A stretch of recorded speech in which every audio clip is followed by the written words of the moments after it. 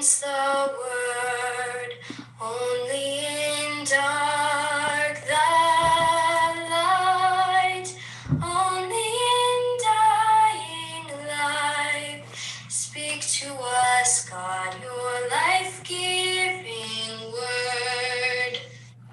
Hi friends, I'm Mother Sylvia at St. Mark's, and I'm here with my new friend, Miss Elsa, who is going to read for us another one of these Bible stories for the 40 days. So get nice and comfortable, take some deep breaths, sing this song to get your body and your heart ready for a story. Only in silence the word, only in dark the light, only in dying life. Speak to us, God, your life-giving word.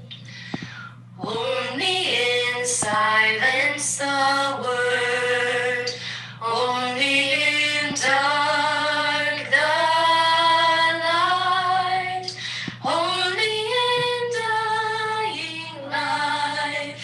Speak to us, God, your life-giving word. All right, Miss Elsa, I think we're ready. Will you tell us this story? Yeah, it's called Quail in the Camp. Do you know what a quail is? It's a large bird, but not as large as a chicken.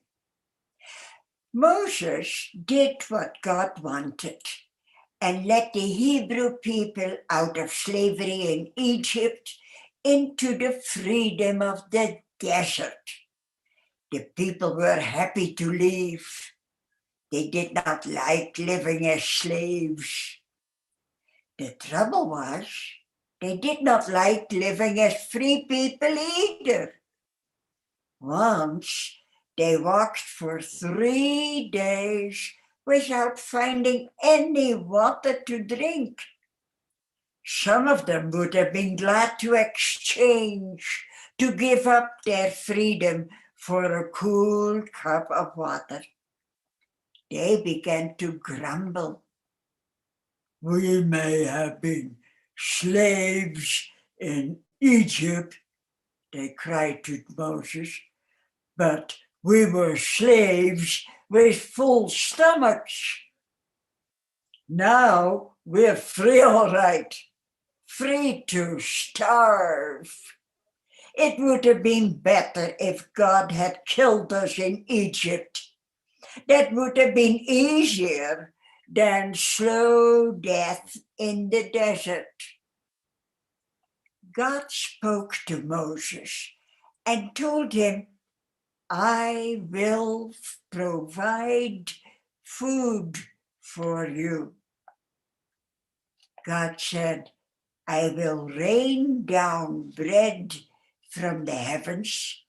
Each day, the people had to go out and gather enough for that day. So Moses assembled the Hebrew people and told them all that God had said. In the evening, he said, you will learn who brought you out of slavery. It was God. And in the morning, you will see God's glory, for God has heard your cries. Every evening there will be fresh meat to eat, and every morning fresh bread. You can eat as much as you want. Now, the Hebrews had been hunting for food, and they had not found any. Where was this feast to be found? That evening, as the sun began to set, the people heard the rustle of wings, hundreds of wings. They looked out and saw the camp filled with quail. birds that are very tasty and good to eat. They caught the quail, roasted them, and had a fine dinner. But the next morning, they woke up hungry and worried again. The ground was wet with dew, and the quail were nowhere to be found. What would they have for breakfast?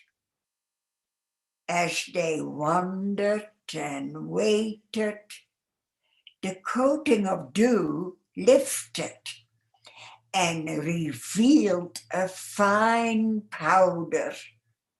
It looked like frost, but it was dry. What is that? The Hebrews asked. And Moses said, that is the bread God promised. Take what you need, but only what you need. And the people did as Moses told them. They gathered and ate the bread the way children eat snowflakes that fall gently from the sky. Some people scooped up more and others scooped up less.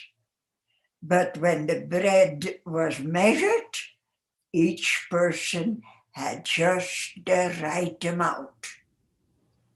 The Hebrews ate the promised bread, called manna, for 40 years. They ate manna until they reached the land of Canaan.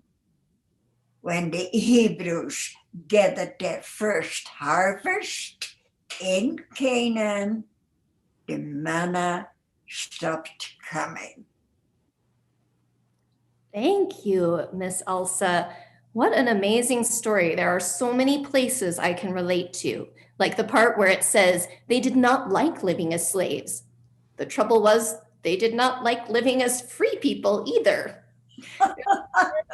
Something to complain about, but there's also always something to be grateful for in every situation.